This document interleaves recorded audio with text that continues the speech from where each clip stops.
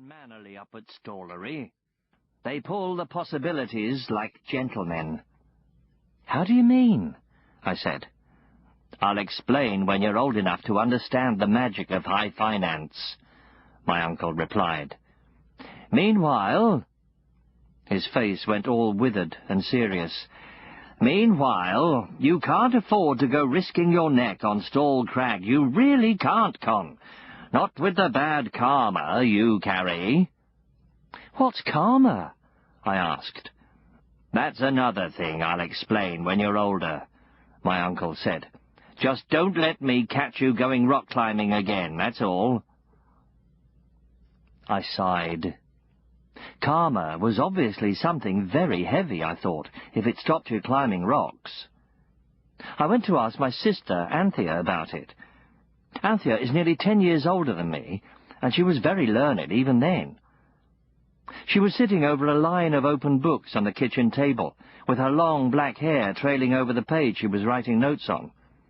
"Don't bother me now, Con," she said, without looking up. She's growing up just like Mum, I thought. But I need to know what karma is. "Karma?" Anthea looked up. She has huge, dark eyes. She opened them wide to stare at me wonderingly.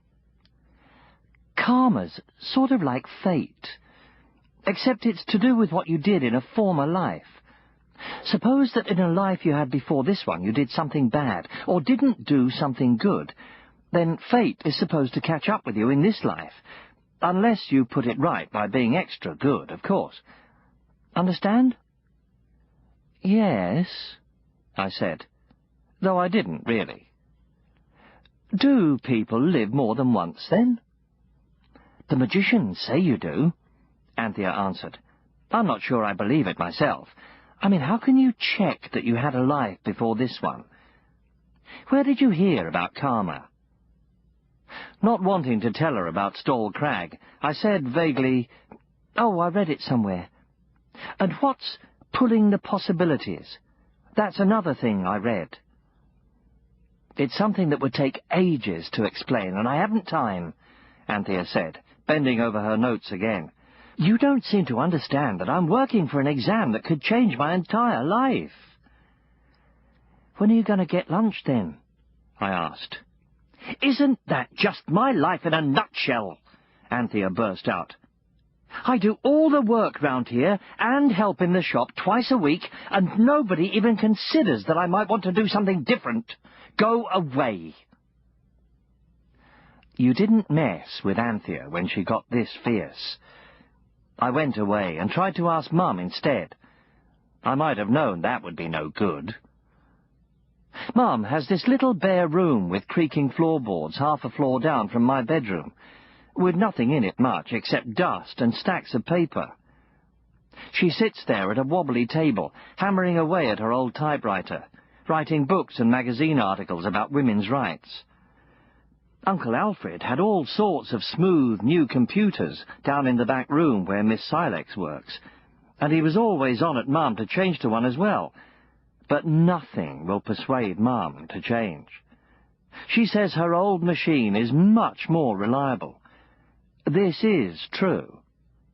The shop computers went down at least once a week. This, Uncle Alfred said, was because of the activities up at Stallery. But the sound of Mum's typewriter is a constant hammering through all 4 floors of the house. She looked up as I came in and pushed back a swatch of dark grey hair. Old photos show her looking rather like Anthea, except that her eyes are a light yellow-brown like mine. But you would never think her anything like Anthea now. She is sort of faded, and she always wears what Anthea calls that horrible mustard-coloured suit, and forgets to do her hair. I like that. She's always the same, like the cathedral, and she always looks over her glasses at me the same way. "Is lunch ready?" she asked me. "No," I said. "Anthea's not even started it." "Then come back when it's ready," she said, bending to look at the paper sticking up from her typewriter. "I'll go when you tell me what pulling the possibilities means," I said. "Don't bother me with things like that," she said, winding the paper up so that she could read her latest line. "Ask your uncle. It's only some sort of magician's stuff. What do you think of disempowered broodmares as a description? Good, eh?" "Great," I said. Mum's books are full of things like that. I'm never sure what they mean. That time I thought a disempowered broodmare was some sort of weak nightmare, and I went away thinking of all her other books, called things like Exploited for Dreams and Disabled Eunuchs. Uncle Alfred had a whole table of them down in the shop. One of my jobs was to dust them, but he almost never sold any, no matter how enticingly I piled them up. I did lots of jobs in the shop, unpacking books, arranging them, dusting them, and cleaning the floor on the days Mrs. Potts's nerves wouldn't let her come. Mrs. Potts's nerves were always bad on the days after she had tried to tidy Uncle Alfred's workroom. The shop and the whole house used to echo then with shouts of, "I told you just the floor, woman! You've ruined that experiment, and you're lucky not to be a goldfish. Touch it again and you'll be a goldfish." But Mrs. Potts, at least once a month, just could not resist stacking everything in neat piles and dusting the chalk marks off the workbench. Then Uncle Alfred would rush up the stairs shouting, and the next day Mrs. Potts's nerves kept her at home, and I would have to clean the shop floor. As a reward for this, I was allowed to read any books I wanted from the children's shelves. To be brutally frank with you, which is Uncle Alfred's favourite phrase, this reward meant nothing to me, until about the time I heard about karma and fate, and started wondering what pulling the possibilities meant. Up to then I preferred doing risky things, for I mostly wanted to go and see friends in the part of town where televisions worked. Reading was even harder work than cleaning the floor. But suddenly, one day, I discovered the Peter Jenkins books. You must know them. Peter Jenkins and the Thin Teacher, Peter Jenkins and the Headmaster's Secret, and all the others. They're great. Our shop had a whole row of them, at least 20, and I set out to read them all. Well, I had already read about 6, and those all kept harking back to another one called Peter Jenkins and the Football Formula that sounded really exciting.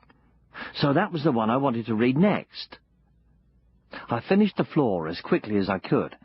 Then, on my way to dust Mum's books, I stopped by the children's shelves and looked urgently along the row of shiny red and brown Peter Jenkins books for Peter Jenkins and the Football Formula. The trouble is, all those books look the same. I ran my finger along the row, thinking I'd find the book about 7th along. I knew I'd seen it there. But it wasn't. The one in about the right place was called Peter Jenkins and the Magic Golfer. I ran my finger right along to the end, and it still wasn't there, and the Headmaster's Secret didn't seem to be there either. Instead, there were 3 copies of one called Peter Jenkins and the Hidden Horror, which I'd never seen before. I took one of those out and flipped through it, and it was almost the same as the Headmaster's Secret, but not quite.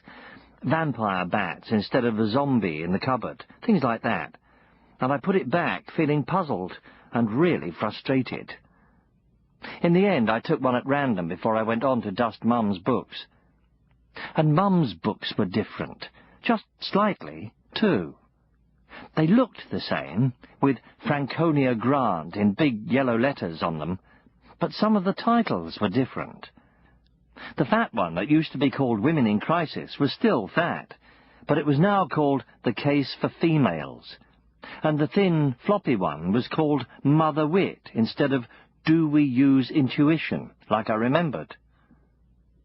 Just then I heard Uncle Alfred galloping downstairs, whistling on his way to open the shop.